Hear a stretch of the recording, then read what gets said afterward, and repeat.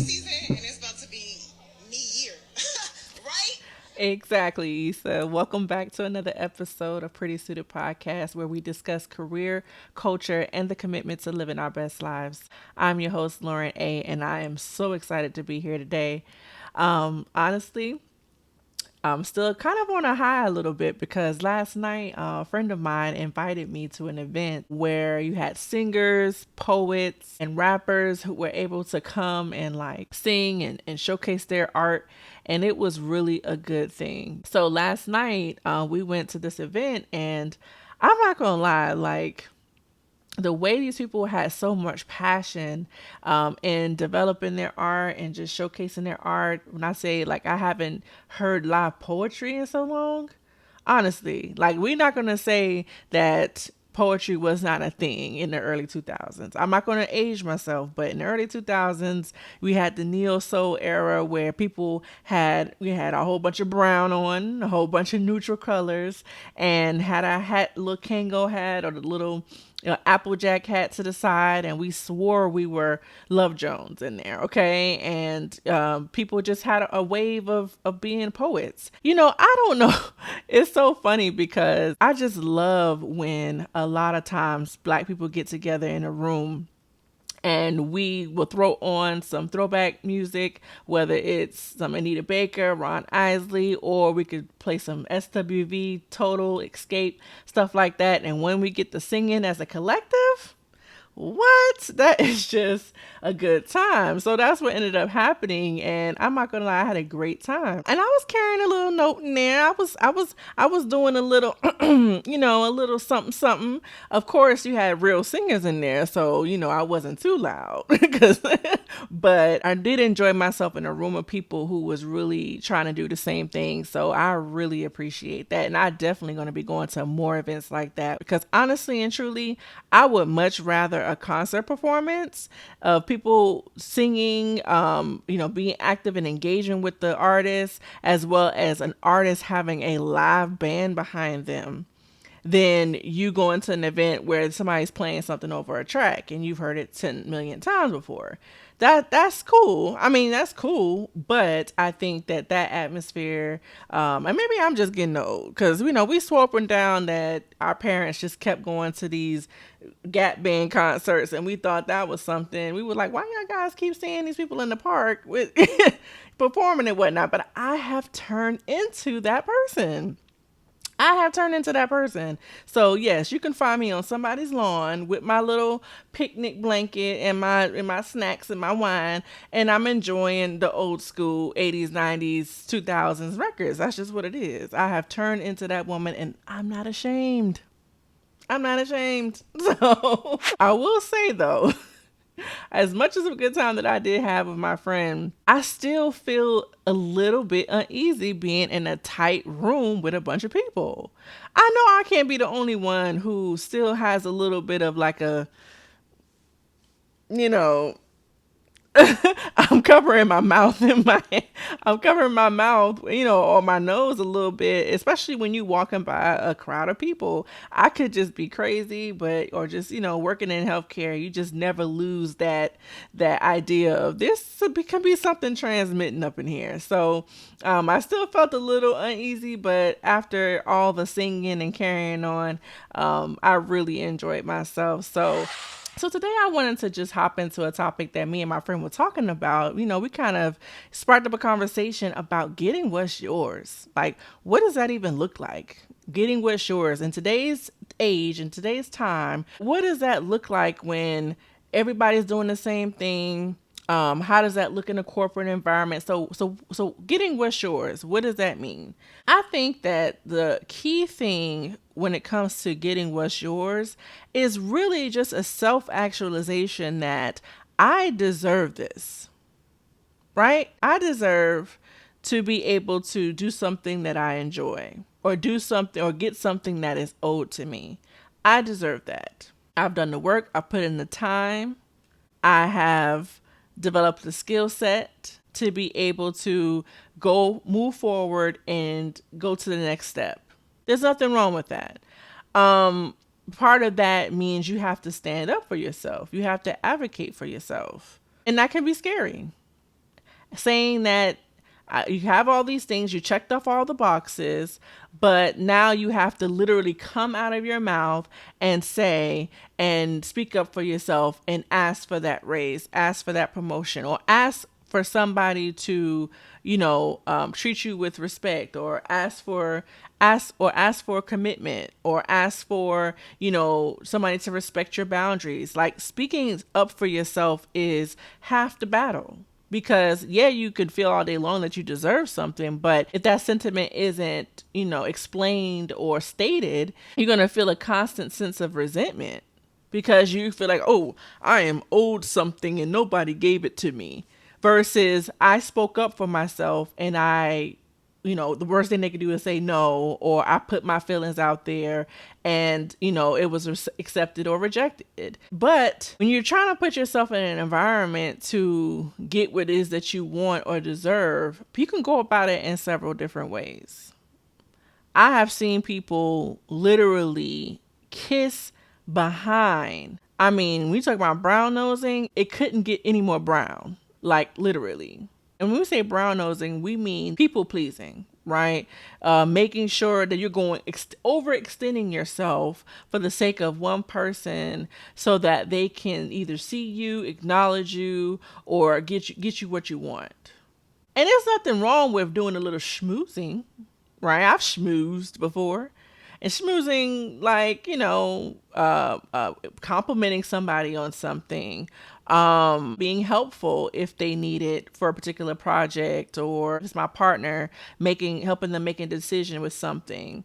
That's not necessarily brown nosing. That might be more just being helpful. But I've understand that my actions towards that person could result in something that they're more favorable towards me. Let's just put it that way. And so, yeah, a little bit doesn't hurt. A little bit of schmoozing doesn't hurt.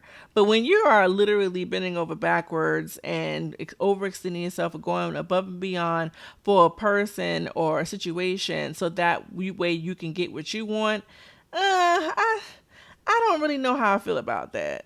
I don't. Because understand this, a lot of times people can literally, their personality can literally just be a catapult into their success. Honestly, you just being a likable person can get you far as well. You don't have to, be disingenuine in your approach to things just because you want something in return. That's like the equivalent of your boyfriend giving you a massage just because he want to have sex. It's like, dang, I can't just get a massage, or you just doing something for the sake of getting some return. That's disingenuine. And I think that's when we get into the conversation of somebody being nice versus them being kind.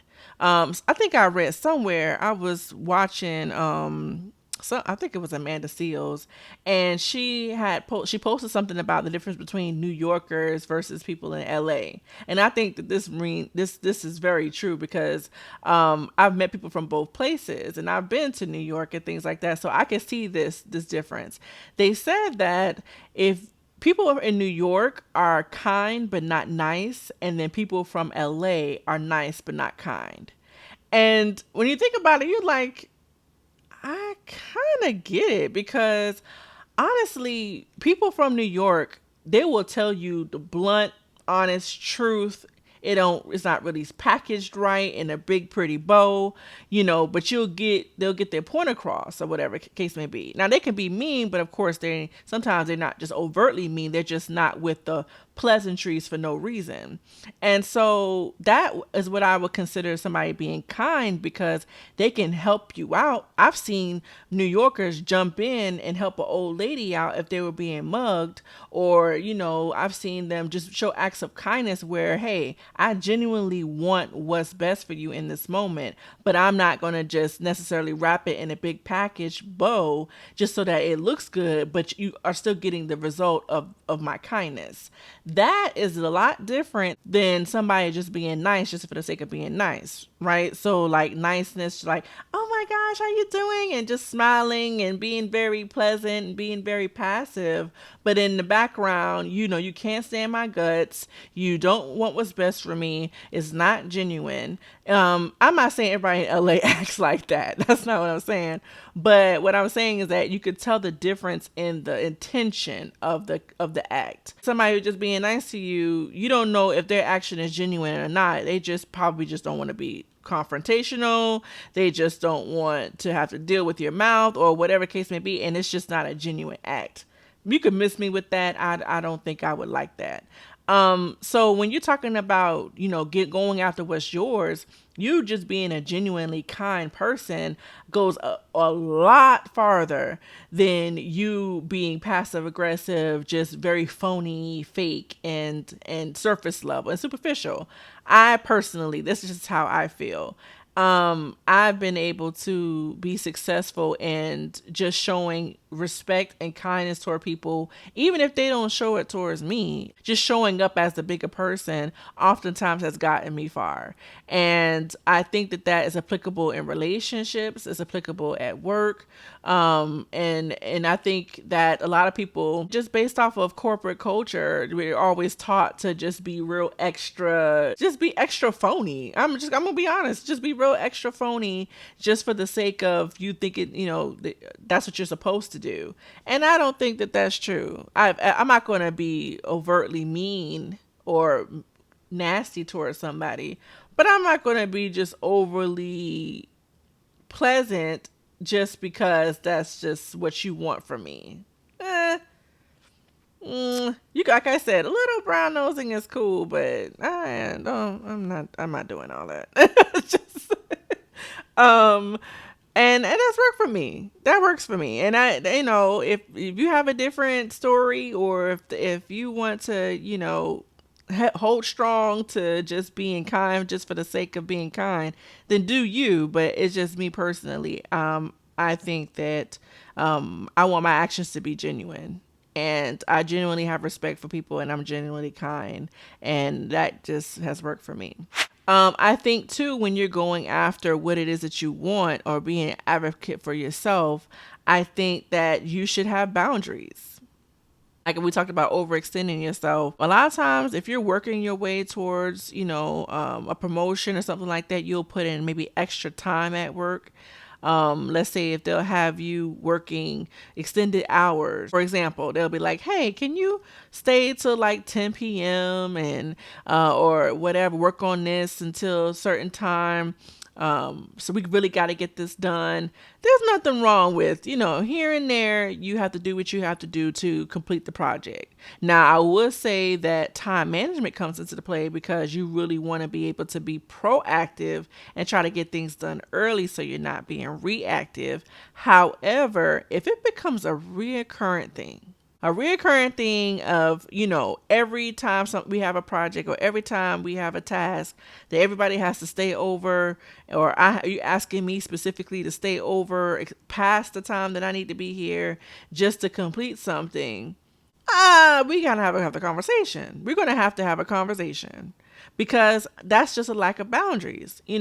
That conversation could go a lot like, hey, I really would like to be able to complete this project. That is a goal.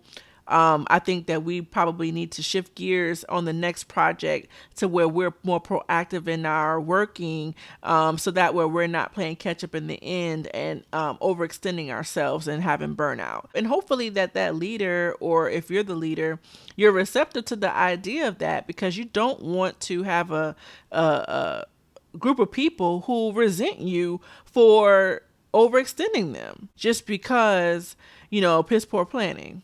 No, that's not cool. So setting boundaries is very important in a relationship. I think too that goes, a long way, especially if you find yourself dealing with someone where you're doing more for them than they are for you.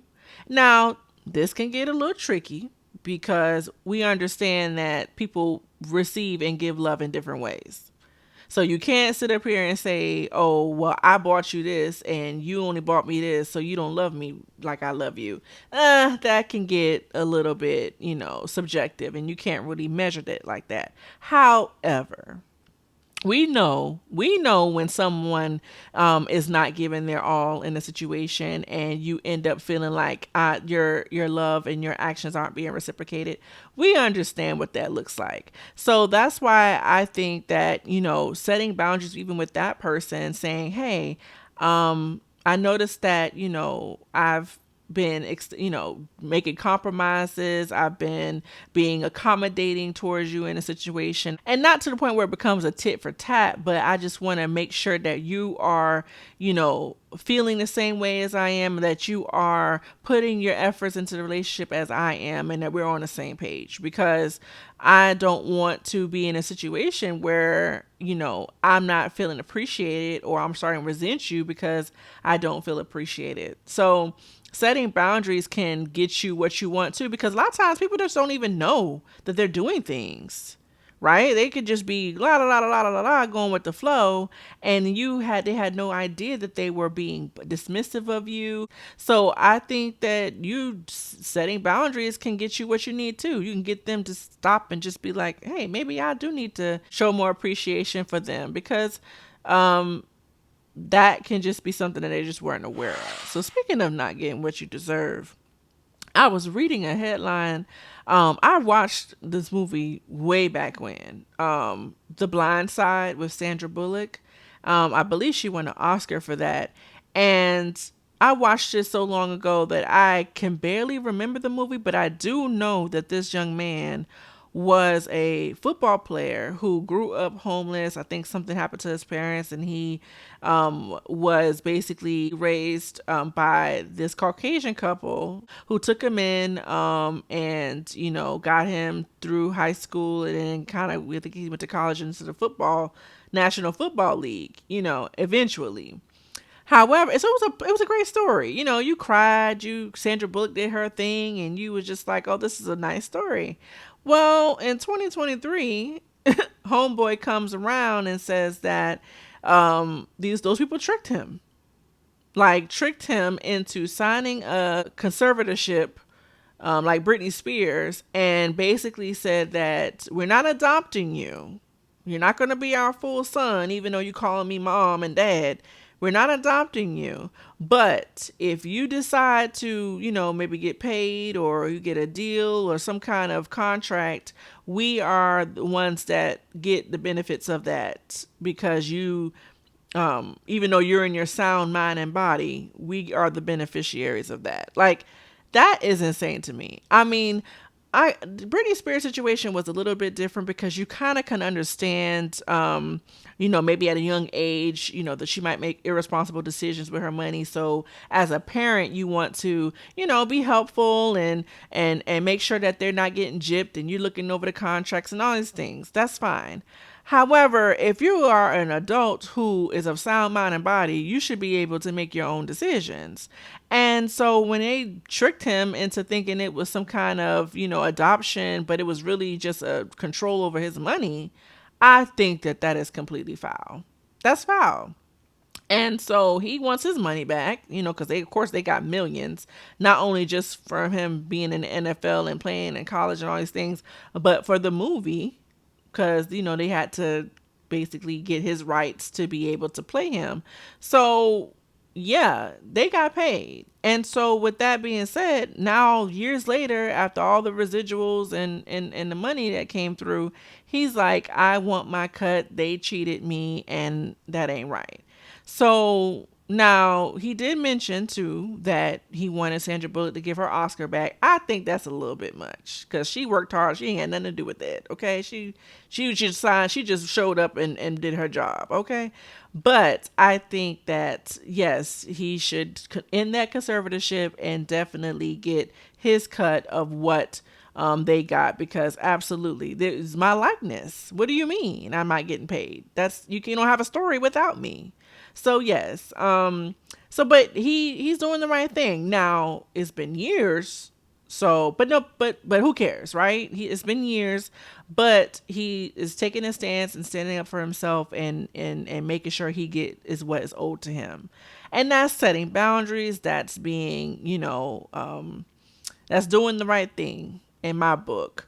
I just thought that that was an interesting story because I think that we've all seen The Blind Side. That was such a big movie, and to see that he was treated that way, or they was tricked into basically signing his rights away, and he wasn't getting nothing. He wasn't getting anything from that.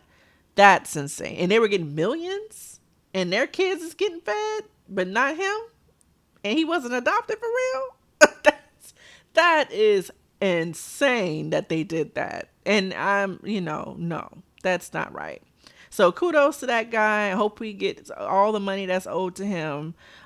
Because yeah. So I was reading MSNBC. I was reading MSNBC's website, just looking over like the business and stuff like that. Because I just like to look at headlines when it comes to, business and things like that. And I read this article regarding this woman by the name of Mika Brzezinski. I think that's her name. She made some really good points in this article because, all in the same breath of just trusting yourself, knowing who you are, knowing your worth. And in this article, she made mention about women becoming, you know, more comfortable for speaking up for themselves, whether it's especially in the workplace. And she said oftentimes women are just way too uncomfortable asking for money during negotiations. Like if you're getting a job and you want, you to get paid with your worth based on your skill set or your credentials or whatever, you should be able to ask for that. I think oftentimes we kind of get to like this little shy mode where we're like, I guess I can ask for more money than what they're offering, but I don't want to rock the boat, so I'm not going to ask for anything. But little do you know, in the corporate world, in human resources, they expect you to ask for more money. They expect you to be able to negotiate something that is better suited for you. So even if it's something that's like we said before, a flexible schedule, benefits, compensation, or more money and more base salary, they expect you to do something. So we kind of have to get out of our mind that, we're rocking the boat when we're trying to advocate for ourselves when it comes to negotiating. Like negotiation in itself, honestly, it's a whole science. There are several books, seminars, things that really talk about the science of negotiating. Now, I'm not that, well versed in that area. However, I do understand that the power of speaking up for yourself when it comes to you getting compensated for a job. So I'm all for that. And she made it also a valid point that, the difference between men and women when it comes to negotiating. Like, oftentimes men, they're like, look, I'm coming to the room. They may not even really feel this way, but they have to basically feel like I'm coming into the room. I'm going to be all of you out the water. Give me what I deserve. I demand respect. And that's just kind of the bravado a lot of times that men carry. And I'm not saying that women have to be men. Let's not get into that conversation because we all know how that's the climate, the touchy conversation of the masculinity of the woman. However, I think that when it comes to getting what you're owed, and when it comes to me performing a job and you expect results from me, so I respect to be compensated for those results, yes, advocate for yourself, kind of carry that same energy a little bit when you're doing your negotiation. She even went as far as to say that when you're doing a meeting with somebody, the meeting should feel uncomfortable.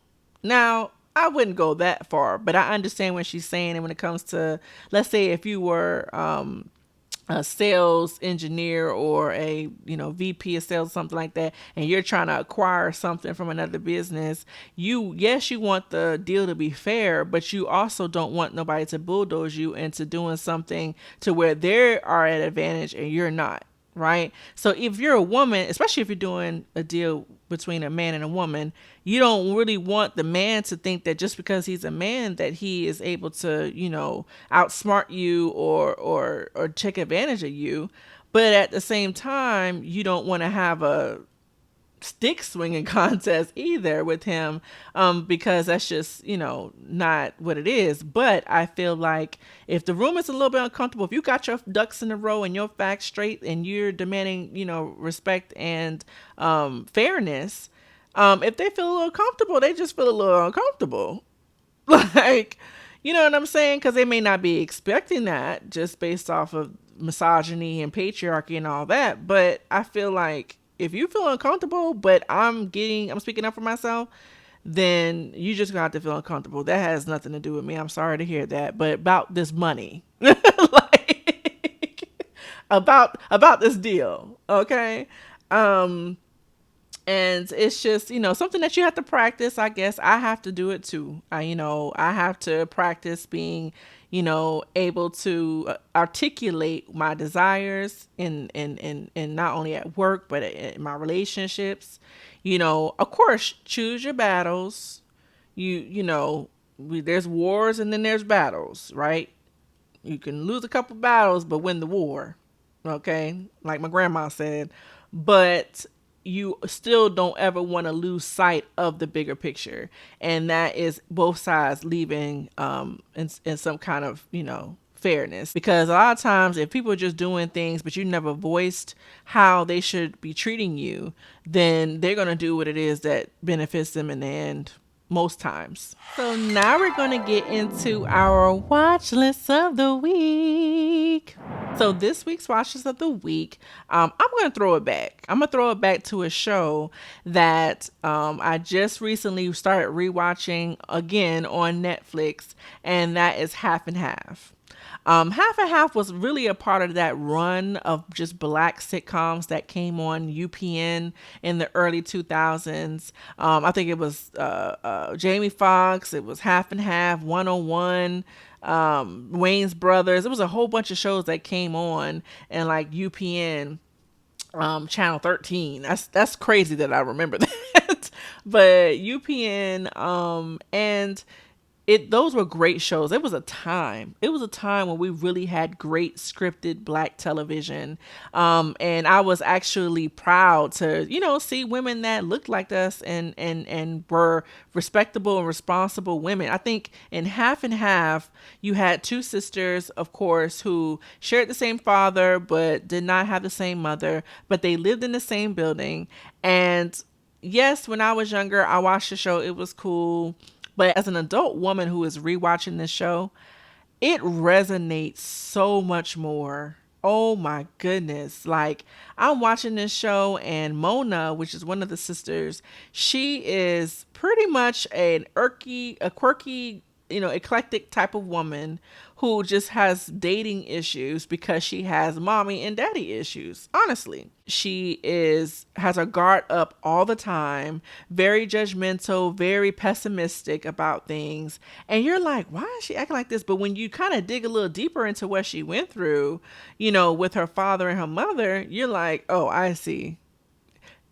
Her parents are crazy too. And so as you grow up, just like I always say, you adapt to that crazy in some kind of way. So as an adult, she has developed these mechanisms that, oh my gosh, it makes for hilarious TV. Honestly, like you're laughing at her and with her at the same time because you see yourself in a lot of that too. You like, dang, I'm kind of guarded like that too. And I had a situation that was similar like that, and I behaved kind of the same way a little bit, or I wouldn't have done that, or whatever the case. And then you have her sister Dee Dee, who she thinks she's like the quintessential princess because she was raised with the father, but they had money and everything, unlike Mona. But Dee Dee has her own problems. She's very entitled. She's very lazy when it comes to, going out there and getting her own. She's very, she kind of has very naive to a lot of things. So I think that both of them, share a lot of characteristics that a lot of women, especially black women, have today. And it's just fun to see it play out now that I'm in my adult years. It makes more sense. So I'm still on season 1 now, but I'm definitely going to keep watching because that show is just absolutely hilarious. Like, especially in the moms too. The moms are going at each other.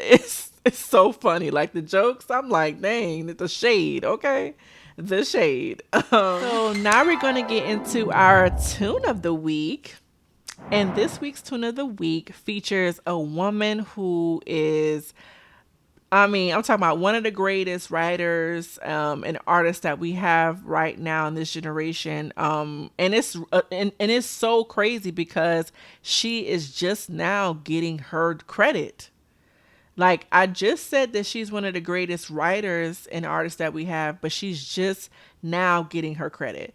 We're talking about Victoria Monet.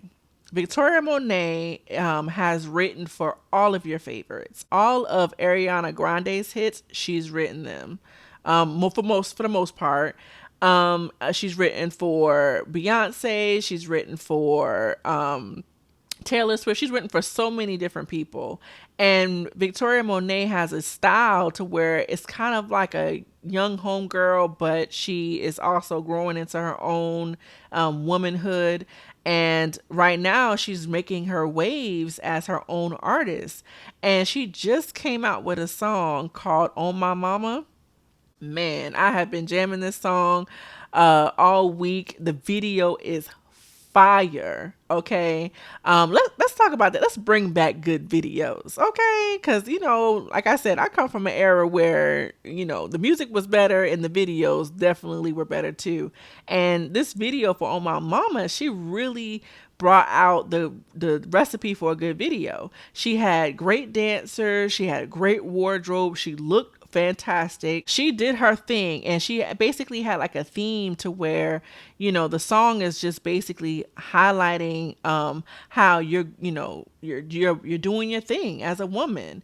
On my mama, on my hood, I look fly, I look good. And it takes a sample from a song that came back way back that had the same lyrics, and she just basically flipped it in her chorus and then made an R&B song from it. And she was giving Sierra vibes, with the Sierra and Aaliyah vibes with the dancing and the choreography and the clothes and everything. She was wearing jabots. Like, let's talk. She was wearing jabots, and I haven't seen jabots in so long. Like the jabot jeans. What? She was wearing that. She was wearing big, tall, white tees. Like the video was just great, and the song is great too. So check that out. It's the end of the summer song, absolutely, because summer's about ready to get up out of here. But the end of the summer song is called On My Mama by Victoria Monet. Check it out. Check it out. It is so good. So that brings us to the end of this episode. Thank you again for tuning in as always. If you like this episode, please like, share, and subscribe. Like I said, we're getting ready to start incorporating some interviews. So please leave a comment, DM me, or leave a message in the comment section about what kind of professionals you'd like to see. If you want to see artists, if you want to see teachers, if you want to see healthcare professionals, things like that, so that we can have honest conversations amongst ourselves. Like I said, we're talking about career, culture, and just the commitment to being our best selves, whatever that looks like, right, as a millennial professional. So I do want to leave you with this though: you cannot manifest anything that you don't feel worthy of. So create the life that you want and look to the sky for grace. As always, take care of yourself. I'll see you next time. Bye.